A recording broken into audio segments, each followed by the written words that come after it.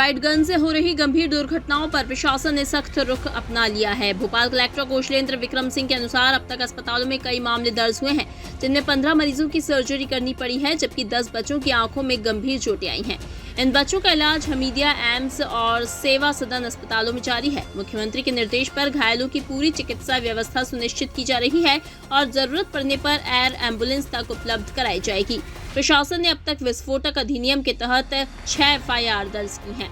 अवैध carbide gun के stock खरीद बिक्री पर सख्त कार्रवाई शुरू की गई है। ई-कॉमर्स साइट्स को भी ऐसे उत्पादों की बिक्री तत्काल रोकने के निर्देश दिए गए हैं। अधिकारियों ने बताया कि ये समस्या पहली बार इस दिवाली में सामने आई है, जबकि 9 अक्टूबर को ही लाइसेंस धारकों की जांच कर 55 कार्बाइड गन जब्त की गई थी। जांच में सामने आया कि अधिकांश गन बिना अनुमति स्थानीय स्तर पर बनाई जा रही थी, जिनमें कई लोग ऑनलाइन वीडियो देखकर निर्माण कर रहे थे। शासन ने आम लोगों से अपील की है कि ऐसे खतरनाक उपकरणों का उपयोग न करें और किसी भी संदिग्ध गतिविधि की सूचना तुरंत प्रशासन को दें। जो कार्बाइड गन है उससे जो कई केसेस हमारे हॉस्पिटल्स में रिपोर्ट हुए हैं, जिनमें से 15 सर्जिकल जो प्रोसेस करनी पड़ी है और 10 बच्चों की आंखों में सीवियर इंजरी आई है, जिसका इलाज चल रहा है। और अब फर्दर थोड़ा टाइम लगता है, 1 आध हफ्ते के बाद एग्जैक्ट पता चलेगा कि क्या स्थिति है। माननीय मुख्यमंत्री जी द्वारा निर्देश दिए गए हैं कि उनकी पूरी स्वास्थ्य की देख रेख और व्यवस्था करनी है और उसके लिए जिस प्रकार की भी मदद की ज़रूरत पड़ेगी हम लोग करेंगे। CMHO को इसके लिए निर्देश दिए गए हैं। साथ ही साथ जो है 6 FIR अभी तक विस्फोटक अधिनियम के तहत हम लोगों ने करी हैं और अभी हम लोग एक ड्राइव चला रहे हैं जहां पे भी कैल्शियम कार्बाइड का अनऑथराइज स्टॉक पाया जाएगा, कोई खरीदता बेचता पाया जाएगा, तो उस पर भी हम लोग कार्रवाई कर रहे हैं। सभी लोगों से हमारा निवेदन है कि इसका प्रयोग ना करें। पहली बार देखा गया है इस तरीके का उपयोग, तो उसको और हम लोग ई-कॉमर्स वेबसाइट जहां ये कहीं बिक रहे हैं उनको भी लेटर लिख रहे हैं कि उसको तत्काल ब्लॉक किया जाए।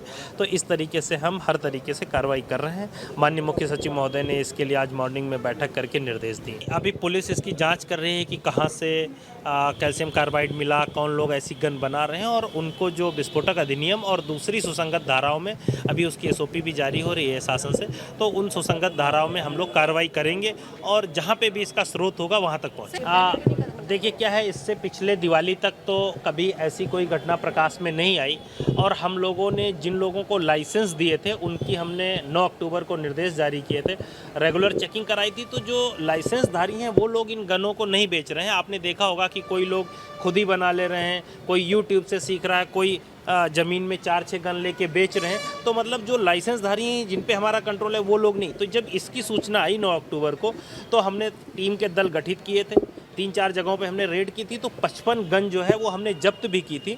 लेकिन क्या है कि इसको बनाने ये तो तत्काल बन जाता है, तो इसलिए लोगों को जागरूक करना भी और कार्रवाइयाँ करना भी ज़रूरी है। तो ये घटना के पहले भी हमने जब्ती करी थी जो हमारे पास जानकारी आई थी, लेकिन चूंकि इतना स्कैटर्ड है, कोई 2 गन बना ले रहा है, कोई 10 गन बना ले रहा है, नहीं, अगर कोई बेचता हुआ पाया जाएगा तो BNS के साथ साथ जो है हम लोग विस्फोटक अधिनियम के तहत भी उस पर सख्त कार्रवाई करेंगे। अगर किसी को भी जैसे अगर अभी तुरंत तो नहीं पता चलेगा, जब अगर किसी को ज़रूरत पड़ेगी, एयर एम्बुलेंस की ज़रूरत पड़ेगी, वो भी प्रोवाइड करेंगे। अभी हमीदिया में मैं कल खुद गया था, माननीय उप मुख्यमंत्री जी भी गए थे।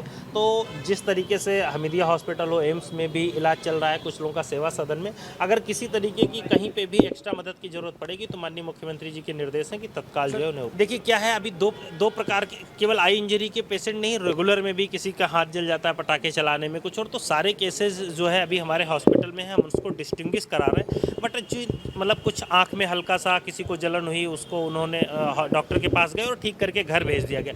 तो जो हमारे IPD पेशेंट थे वो 35 जो भर्ती वाले पेशेंट थे, जिनमें 10 लोगों की आंखों में गंभीर, एक आंख में, दोनों आंखें किसी की रिपोर्टेड नहीं, एक आंख में गंभीर क्षति 10 लोगों में पाई गई।